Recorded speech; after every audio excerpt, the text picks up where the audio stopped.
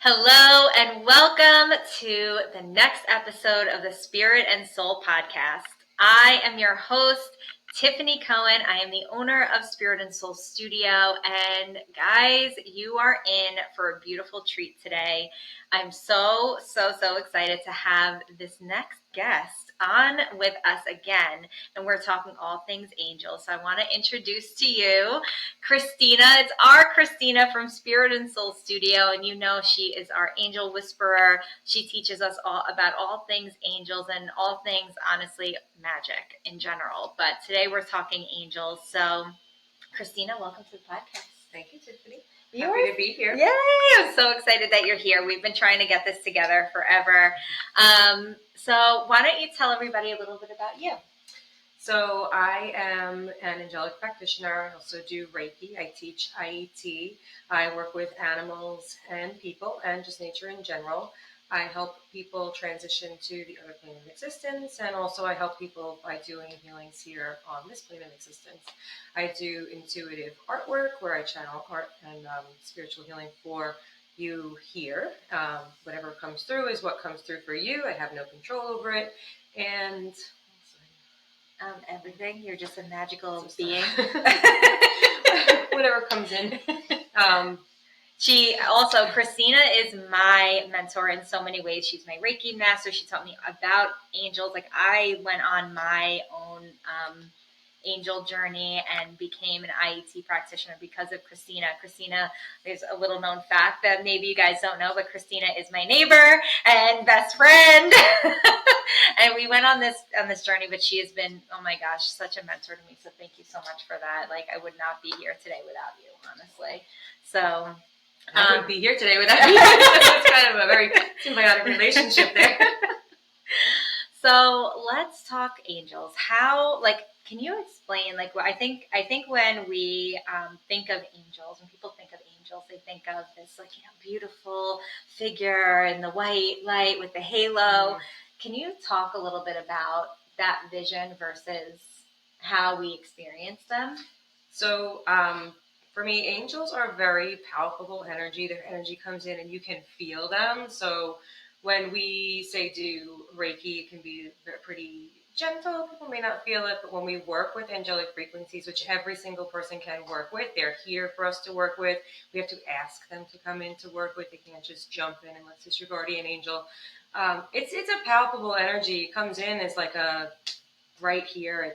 It's there. You can't deny that you're working with something.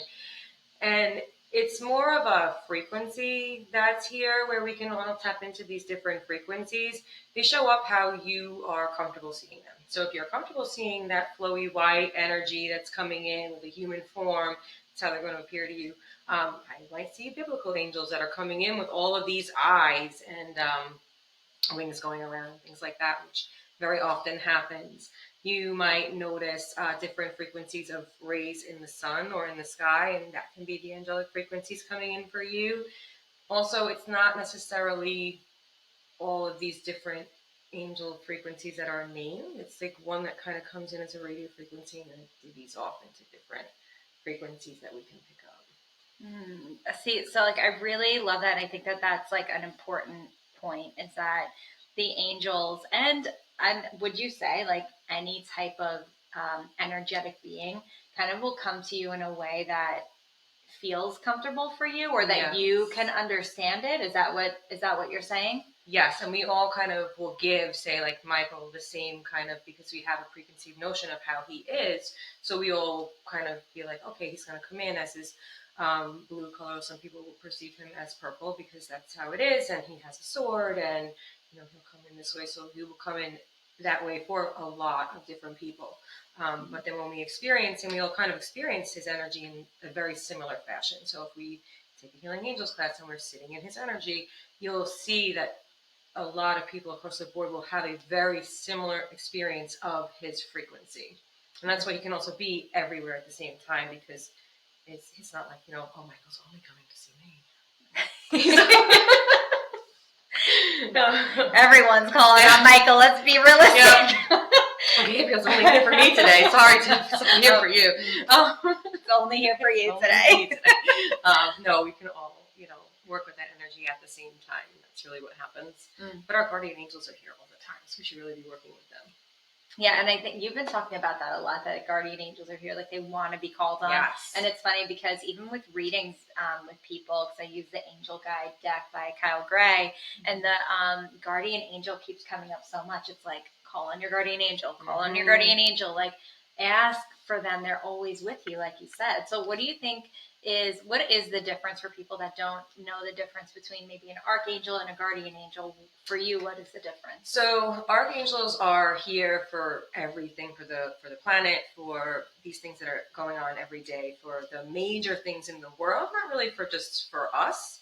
We're small and minute in comparison to the world.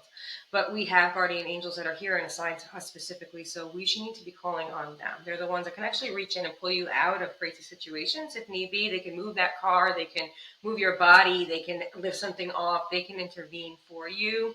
So we really need to be calling on them to, help us and assist us and to give us guidance. And sometimes that guidance is not what we want to receive that day, but they'll move us in a way that it's going to be what's best and right for us. So we might, think, oh, make my day easier. And you have something that's going to be like a big offset, but that offset actually makes your day easier in another way. Because if you went this way, it wasn't really going to be so great. You might have thought it was going to be great, but it wasn't going to be great. And you went this way, and then you met somebody who makes your day so much better, or makes your life better, or changes something in a way that makes it easier, because they see a big picture and we have a narrow point of view. Oh, I love that so much. I definitely had, and I would love to hear from you guys too. Like, definitely, head on over to Instagram after this recording and let us know. I would love to know about your encounters with guardian angels. So on Instagram, we are at Spirit and Soul Studio. I love hearing these encounter stories. What's coming up is two things for me. One, I definitely met my guardian angel. I almost drowned when I was younger, and my guardian angel just picked me right up out of the lake and pulled me up. And I just realized this is why I don't like going in lakes. And I just realized this now. Okay, now we got shadow work to work on anyway. But she picked me up out of the lake, and my mom went to go find her to thank her and was never able to find this woman on the shoreline. It was and there wasn't like a ton of people there, Right. Never able to find her again. And then another time, and I didn't think of this as guardian angel until right now, but because you said we have more of a narrow scope, I went away to Marist College for one day, and I knew I wasn't supposed to be there. I knew it. I knew it even before I actually went for to get enrolled and all that stuff and actually get my dorm. I knew I wasn't supposed to be there, but it was the logical decision. I had all of these, whatever. I had all these things, and I got there and it didn't sit well with my body, and I ended up freaking out. I was like, no, I'm not supposed to be here. And signing, I'll never forget signing the my not being enrolled anymore. I'm discharging from the school, and my hand was shaking because it was my logic and my knowing was really conflicting with each other, because I had a lot of opportunity on the logic side to become an accountant. Can you picture me as an accountant? Yes. You can? I can. Oh. Not for a very long time. Yeah. But no. So maybe because I worked in finance for so long that I'm no. But and I remember shaking in my hand, and then all of a sudden it just stopped. Because you wouldn't have stayed in it. No. That was like me being a nurse. I had to do it, but I couldn't stay in it. Yeah. No, I definitely, I did finance, right, for a long time, but I just remember my hand, just all of a sudden getting this rhythm as I signed myself out. And the guy's like, are you sure? You sure you want to do this? And I'm like, yes, I am. And all of a sudden I had a calm wash over me as I walked off the campus, as I walked off with my dad. And I feel like I never ever looked at it now as a guardian angel, but now I am. There you go. That's really interesting. Yeah, I have multiple guardian angel stories, but two of my main ones are I fell through a window when I was 12. And it was a plate glass window by the front door, the same size as the front door, a bunch of kids hanging out. Yeah. And I fell through, and the way I fell through, my arm ended up going first. And because my arm went first, I did not. I did sever half my arm to the bone. And because my arm went first, I didn't hit my face because my arm was right where my face was. And then also, when I fell backwards, my brother's friend turned around at that moment and caught me. And I didn't sever the popliteal arteries behind my knee.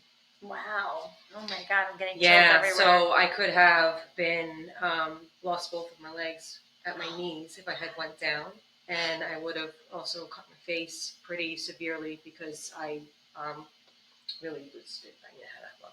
Oh my God. So yeah, so there was that, and then also they will come in when I was younger. I had a bit of a dark. These gifts opened for me very early, and I said I would always try to understand them or push them down and suppress them. And there was a point in my younger life where I wasn't really wanting to be here. And I had journals, and when I went back and read those journals later on in life, I was seeing things where if it was the white angel telling me to stay. And full body why are chills you right now. telling me all of these things to stay when that's not what I want? Wow. Yeah. Oh my gosh. And I did a lot of work around that in the past 8 years. And that's when I restarted my journey. I was going over that stuff and working on those wounds. Wow. Oh my gosh, I love that. Thank you so much for sharing No that. problem. So working with our guardian angels in different ways that they come in, and it can be that voice in your head that's telling you things that is, it's always going to be the positive stuff. So when we're hearing any kind of voices, it's always going to be the positive voices that we're hearing. So, yep. So what would you say is a really great benefit in someone's life for starting to work with not only their guardian angel, but really their working with the archangels in general? So opening up a sense of compassion within yourself, for yourself, really is a big one, because you'll start to see things in a different way. You'll start to have this, I feel like, this growing sense of self-love. And when you have a really deep sense of self-love, when you can grow that, because I feel like we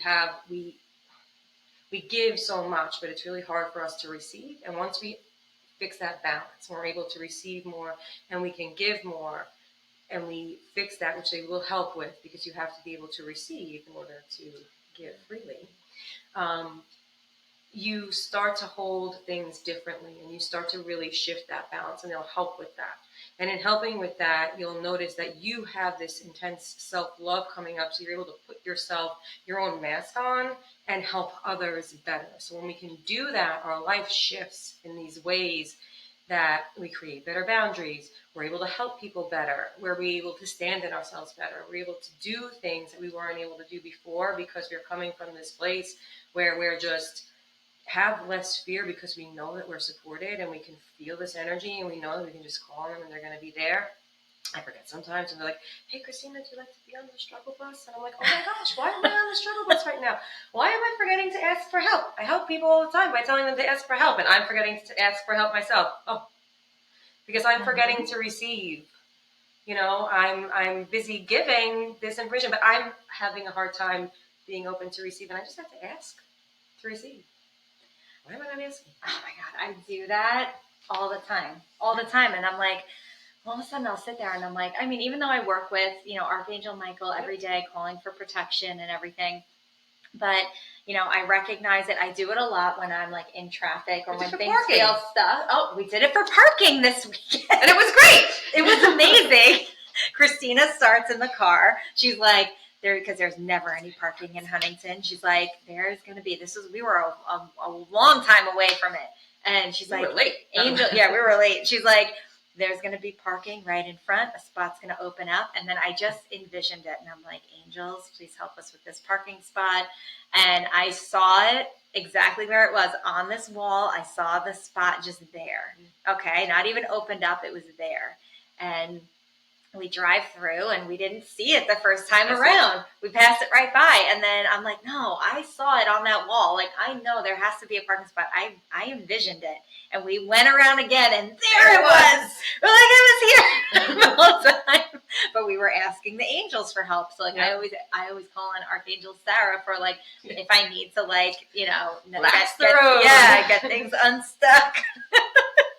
So, I mean, I feel like in those times I do, and then when I'm really going through it, though, is when I don't ask for the help or the support, and then all of a sudden it like hits me, and I'm like, wait a second, I'm not alone in this. Like, I have to call on the angels. Remember, they need you to ask for the permission to be there. Yep. So, like, they can't just come in. They're not your guardian angel. Mm-hmm. So you do have to ask for them to be there. So you have to be in that space of receiving, of ready to receive. And it's your own ego, I feel like, that blocks that I can do this. I can do this. I can do it all. Yep, I can be on that struggle bus, and they're like, and I like how they like ask me now. Yeah. Do you like the bus? No, I don't. I guess I do. But no, I don't want to be on here anymore. I'm good. It's been 42 years. I'm good. I'm getting off at the next stop. I love it. Oh my goodness. I like how like the kid now asks me, she asks actually the angels for the lights. She's like, it's a green light now, angels. I go, okay. And it works. It does. I know it works all the time. They give you those signs and all the time. And I know you are so big, Christina, in like signs and synchronicities. You have your free class coming up soon. If you guys are listening to this in real time, and you're going to be able to catch the replay because this is part of our month of magic. Christina's doing a whole class on signs and synchronicities and asking for a sign your sign. And I want big signs. Like, they really like it when you acknowledge the signs, and I acknowledge the signs all the time, and I tell people, oh, look, there's your sign. So I looked outside the other day, and I was being very thankful for the signs that I received, and I looked up, and there's this giant cloud head in the sky, like looking up, and I was like, oh, thank you for the sign. So I always take pictures. I'll be that one like standing in the middle of the street pulled over. Mm-hmm. We all do. Pictures. now because of my group. Yep, exactly. Andrew does it all the time. My husband Andrew gets messages all the time. That's like a whole nother story. He's on that on the bus now. He's getting there. I'm like, yes. Yeah. But I'm like, see, they're talking to you. I always say that to them all the time. Like, and I do this with the kids too, because you want to teach them to look for the signs early. Yes. Right? So it's like, hey, look at that. Look, you're getting a sign from the universe. You're getting a sign from the angels. Look, they're sending you this. Don't No, it's amazing. Shut down. So, what are some signs that you look for from angels? I feel like we know, like if you see a feather or a quarter, like talk to us. So it can be feathers. It can be change on the ground. It doesn't have to be heads or tails. So. Yeah, I don't subscribe to that either. I don't subscribe to that either. I just flip it around and take that change. It could be also like things in just like odd spots. Like if you walk into one room and there's something there, and then all of a sudden you come in and you're like, oh, thanks. You'll notice that. Sometimes, depending on like what frequency's coming in, things can be just like a little bit askew. You'll notice you'll have things just like moved a little bit because they're just like being like, oh, hey. So you'll notice that. The clouds, they move the clouds all the time. So if you do look up, you'll notice, those things are happening. You can be walking around, there'll be no breeze. All of a sudden, all of this stuff will start falling down around you because they can manipulate those things. It's palpable energy. They work with those frequencies of the land. So you'll notice things like that because Angel Ariel is angel of nature. So she's going to come down and you'll notice things just moving around. Birds are huge. Remember that there was such two big things with Christina and I. One was my anniversary blessing, my 10-year anniversary blessing, and Christina did this whole like beautiful ceremony. And as she's doing it, a ton, it was like hundreds of birds flying over as she was calling in Archangel Ariel, and oh my God, that was such a moment. It happened again when we did the outside her house because she works with them. So every time that we do anything with her, It's just flocks of birds come in. If I sit outside and meditate with her, it's just flocks of birds. So you'll notice the birds will be coming around.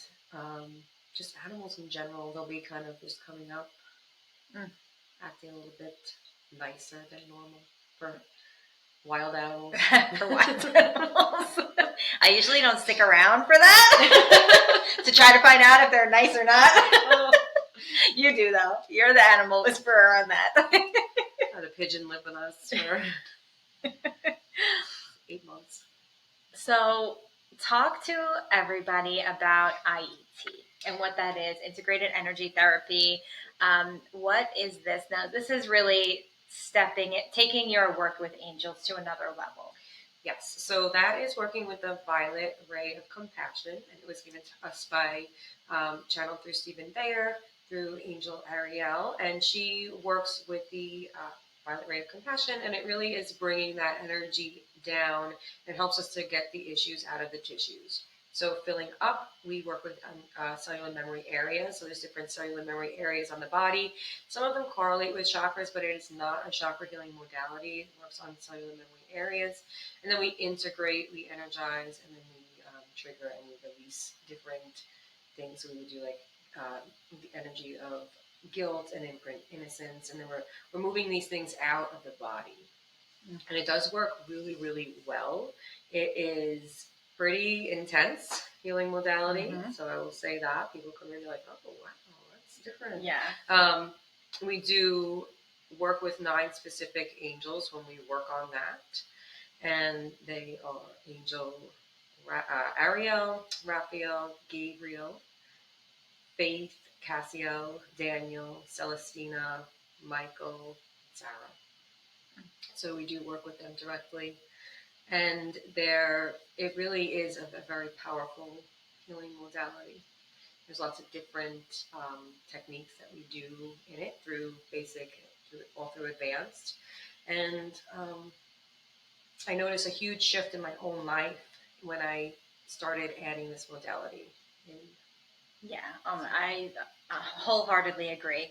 When you say like getting the issues out of the tissues, what do you mean by that? So it's gonna trigger the best way to explain it. It can go into things that we hold from cellular memories into generational stuff as well. So if we have generational traumas that we're holding, say that were imprinted from like the womb, that can come up and we get rid of that. It's working with our spiritual DNA as well. So we have 12 strands of DNA. Some of that is in the energy field. So it is working on that as well. So it's working through all of these things, past traumas that we're holding through, past lives that we are bringing forward in this life. It works on and bringing that out, and really releasing that so it's no longer having an effect on us. So we may still have that there, but it's not bringing that effect where it's stopping us from moving forward in our life. And it really works on our soul star and our earth star. So bringing that divine soul blueprint down to the earth and what we want to do here. So bringing essentially heaven on earth, what we want and our divine plan for us, our soul has for us, and living that here on earth. So we're not ascending to a different plane of existence. We're doing everything right here where we live, so we can just function better and go on with our soul's purpose.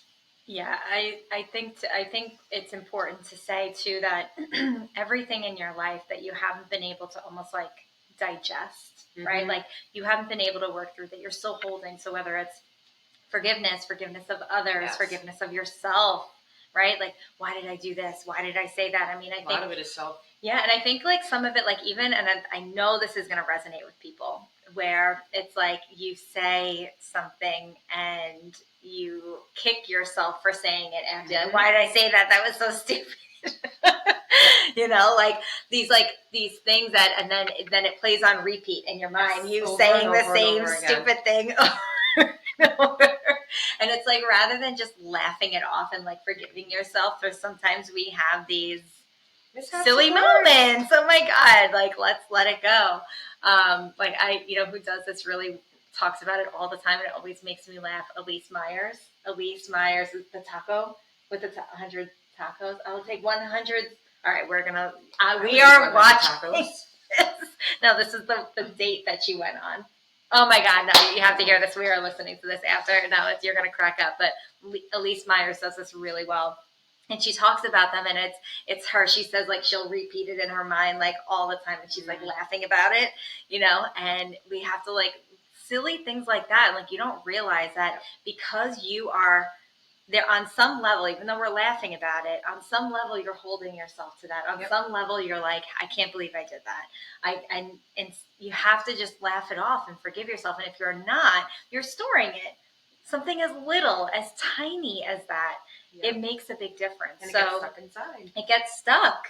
So we need to, and then of course to big things, right? Big T traumas and things that we've walked through in life that we're holding on to, and we're allowing to shape and define who we are in the world, right? We're allowing life to be played out, and how we show up, whether confidently or filling out our, honestly, understanding what our divine blueprint actually is, because we are in a fear state, because we're in a victim mindset, like all of that stuff. That is all stored in your body. And most of our fears are fear of ourselves.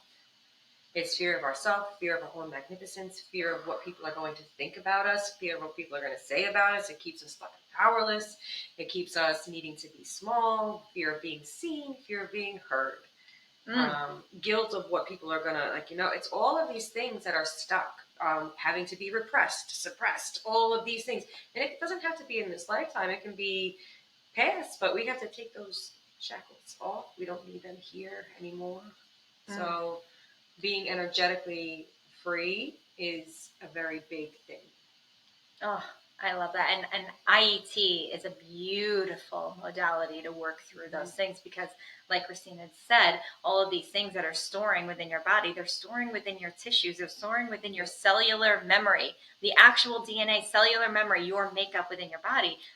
That doesn't have to be a forever thing. You can let that go, right? And when we take that out, we're taking it out also for the next generations, because we're healing it within ourselves, and then we're healing it out of our bodies, and we're taking it out for the next generations to come, which is really, really a great thing as well. So yeah, like, why not do this work here, and healing backwards as well as healing forward, so healing, we can do that work that maybe other people couldn't do, for, other people within our family lineage could not do. Or even for past versions of us, we're doing it for them as well. Maybe they don't, a past version, remember, there's no time. So there could be, what we're saying past, it's this other version of us that can't do it because they may be stuck in a timeline of oppression, right? And we can do that and help to heal that other version, which it just is healing all parts of our soul. So when we talk about doing healing work is, I never should on anyone, okay? But I should when it comes to, you should be on your healing journey. Yes. That is one of the only things that I will say you should be doing. We all need to do that, and for ourselves, for what you came here to do, as well as for the generations of past and present for yourself. So if you're not on a healing journey right now, or you don't even know where to begin or what that even looks like, I mean, this is why Spirit and Soul exists, to help you on that. We have so many, like Christina does so many different types of energetic healing modalities, and IET being a major one. So definitely reach out, and we can help to see which one is the best for you. But IET, I'm sure, is going to play a role. Yeah, and also when we have that level of compassion, and we're just putting that out there, and we're having non-judgment for other people, it like ekes out. It is, contagious. Absolutely. And then it makes people shift their view, and raise their vibration ever so slightly from where they were, and that's important in itself. So just being on a road helps others. Look at where we have come in so many like short years. I remember having to hide. I do Reiki. Yeah. Oh, you don't want to hear about it? Okay. Yeah. I'll hide in the basement. And now it's like, oh, you do Reiki too? Oh, that's great. That's awesome. Let's do a Reiki share. Let's do that. You talk to animals too? Yeah. I do too. This is great.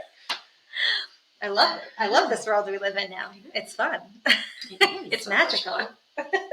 It was magical. And honestly, there's no, I look at my life before I really, and this was always a part of my life. I mean, really, if I'm really looking back, it's from when I'm a kid. But when I really started a little bit more of my intuitive journey, it was like I was 13 years old.